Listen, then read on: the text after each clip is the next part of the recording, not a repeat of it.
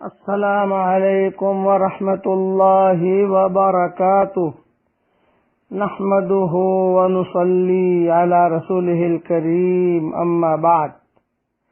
آج کا سبق سن لیجئے۔ استوانہ کے بارے میں سبق دے رہا تھا۔ ایک استوانہ وفود ہے۔ استوانہ وفود وہ ستون ہے جس کے پاس بیٹھ کر باہر سے آنے والے قبائل نے آپ صلی اللہ علیہ وسلم کے دست مبارک پر اسلام کی بیعت کی ہے۔ یہ ستون حضرت عائشہ رضی اللہ تعالی عنہا اور حضرت فاطمہ رضی اللہ تعالی عنہا کے حجرے کی دیوار سے متصل ہے۔ ایک استوانہ حرص ہے۔ استوانہ یہ وہ ستون ہے جو حضرت عائشہ رضی اللہ تعالی عنہا کی دیوار سے متصل ہے۔ ہجرت کے بعد شروع میں حضور صلی اللہ علیہ وسلم کے دروازے پر پہرا دیا جاتا تھا، تب پہرا دینے والا اسی ستون کے پاس بیٹھ جاتا تھا، اور بعد میں اللہ تعالی نے قرآن کریم میں اعلان فرمایا کہ آپ صلی اللہ علیہ وسلم کی حفاظت اللہ تعالیٰ خود فرمائیں گے۔ قرآنی اعلان کے بعد پہرا کا سلسلہ ختم ہو گیا۔ ایک استوانہ جبریل ہے۔ حضرت جبریل امین علیہ السلام جب وحی لے کر حضرت دحیہ کلبی کی شکل میں تشریف لاتے تو اکثر و بیشتر اسی ستون کے پاس بیٹھے ہوئے نظر آتے تھے۔ اس جگہ کو مقامی جبریل بھی کہتے ہیں۔ اس جگہ بھی دعائیں بہت زیادہ قبول ہوتی ہے۔ ایک استوانہ سریر ہے۔ یہ وہ ستون ہے جہاں پر حضور صلی اللہ علیہ وسلم اعتکاف فرمایا کرتے تھے، اور آرام کے لیے اسی جگہ آپ صلی اللہ علیہ وسلم کا بستر بچھایا جاتا تھا۔ یہ چونکہ حضور صلی اللہ علیہ وسلم کے اعتکاف کی جگہ ہے، اس لیے یہاں بھی دعائیں بہت زیادہ قبول ہوتی ہے۔ یہ استوانے کی کچھ تفصیل میں نے مختصر بیان کر دی۔ بس یہ ہے کہ لڑنا جھگڑنا نہیں، جہاں جگہ ملے۔ ویسے مسجد نبی پوری کی پوری بابرکت جگہ ہے۔ پرانی مسجد اس کی نوعیت ہی الگ ہے، نئی مسجد ہے وہ بھی اپنی جگہ برابر ہے۔ بغیر لڑائی بڑائی کے جہاں بھی وقت ملے اور جہاں بھی جگہ ملے دعاؤں کا اہتمام کریں۔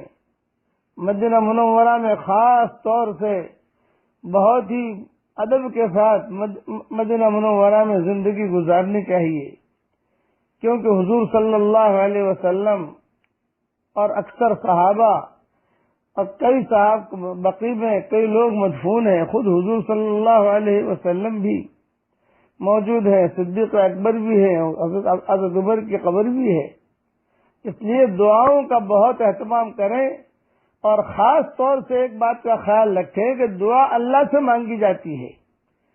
قبلے کی طرف منہ کر کے اللہ تعالی کے سامنے دعائیں کرے۔ درود شریف پڑھنے کا بہت اہتمام کیجیے، قرآن شریف پڑھنے کا بہت اہتمام کیجیے، جہاں پر بھی ہو قرآن شریف پڑھنے کا بہت اہتمام کریں۔ یہ استوانے کے بارے میں یہ سبق ہو گیا۔ اب کل سے انشاءاللہ مزید نئے مضمون شروع کروں گا۔ اور ایک بات ذہن میں رکھیں کہ ہماری شریعت میں ورثہ یہ بہت اہم چیز ہے۔ آج کل ہمارے ماحول میں میراث کے مسائل عام طور سے لوگ جانتے نہیں ہیں۔ میراث، بہن کو کیا ملے گا، بیوی کو کیا ملے گا، بھائی کو کیا ملے گا، بیٹے کو کیا ملے گا، بیٹی کو کیا ملے گا۔ یہ حضور صلی اللہ علیہ وسلم نے فرمایا کہ سب سے پہلے میری امت میں سے میراث کا علم اٹھایا جائے گا۔ اس لیے میراث میں جو ہے عام طور سے بہنوں کو ورثہ نہیں دیا جاتا۔ بس بہنوں کی شادیاں کی اور بہنوں کو جو ہے کچھ پیسے دے دیے یا شادی میں خرچ کر لیا، کہتے ہیں بس تیرا خرچ کر لیا ہم نے، اور اب یعنی عام طور سے بھائی جو ہے یہ حق مارتے ہیں یہ نہیں ہونا چاہیے. یہ بہت اہم مسئلہ ہے میراث کا. میں مستقل انشاءاللہ اسے بیان کروں گا. بہن کو کتنا ملتا ہے وہ بتاؤں گا انشاءاللہ، بھائی کو کتنا ملتا ہے وہ بتاؤں گا، اور کب ملتا ہے یہ بتاؤں گا. لڑکے کو کتنا ملتا ہے وہ بتاؤں گا، لڑکی کو کیا ملتا ہے انشاءاللہ وہ بتاؤں گا. ابھی تو یہ ہے کہ میراث اس کا جو ہے بہت اہتمام کرنا چاہیے. یہ اللہ کے حکموں میں سے ایک حکم ہے. اس میں کوئی چارہ گیری نہیں چلتی، ڈنڈی نہیں مارنی چاہیے. اللہ نے جو احکامات مقرر کر دیے، یوصیکم اللہ فی اولادکم للذکر مثل حظ الانثیین. بہت افسوس کی بات ہے کہ ہمارے ماحول میں میراث کے مسائل بھی لوگ نہیں جانتے، اور یہ بھی افسوس ہے کہ میراث دینا سمجھتے بھی نہیں ہیں. تھوڑے سے پیسے ہاتھ میں آ گئے تو کیا ہوا بھئی، مرنے کے بعد حساب کتاب دینا پڑے گا. بس ایک نصیحت ہے، یہ نصیحت میں نے کی ہے میراث کے سلسلے میں. اب ایک نصیحت سن لیجئے اس کے ساتھ.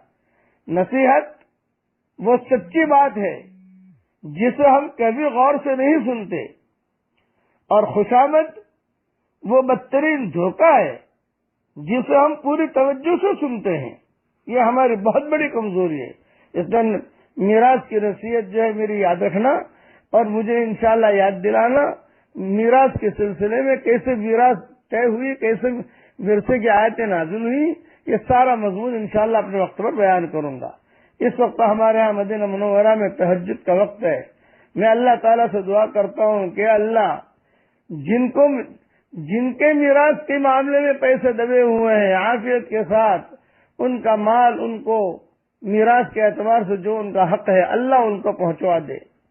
میراث جو دینے والے ہیں ان کے دل میں بھی تو ڈال دے تاکہ وہ حساب کتاب کر کے برابر جو ہے پیسے بہنوں کے ہو، بیوی کے ہو، بچے کو ہو، چھوٹے بچوں کے ہو، بڑے بچوں کے ہو، سب کی امانتیں ان تک پہنچا دے. امانت کا ادا کرنا یہ بہت اہم چیز ہے. اور اب ایک بات اور ایک دعا یہ کرتا ہوں کہ قیامت تک کے آنے والی ہماری نسلوں کو اللہ تعالیٰ دیندار بنا دے اور دین کا داعی بنا دے. اور ایک مرتبہ میرے ساتھ پڑھ لیجئے، اللہم صلی علی سیدنا محمد وعلی آل سیدنا محمد بعدد کل معلوم لک.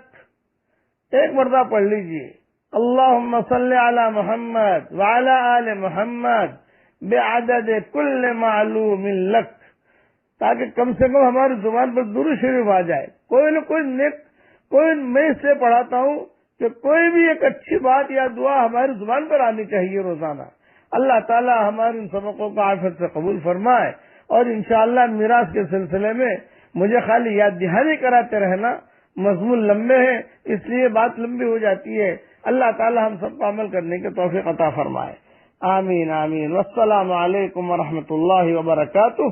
وآخر دعوانا ان الحمد للہ رب العالمین.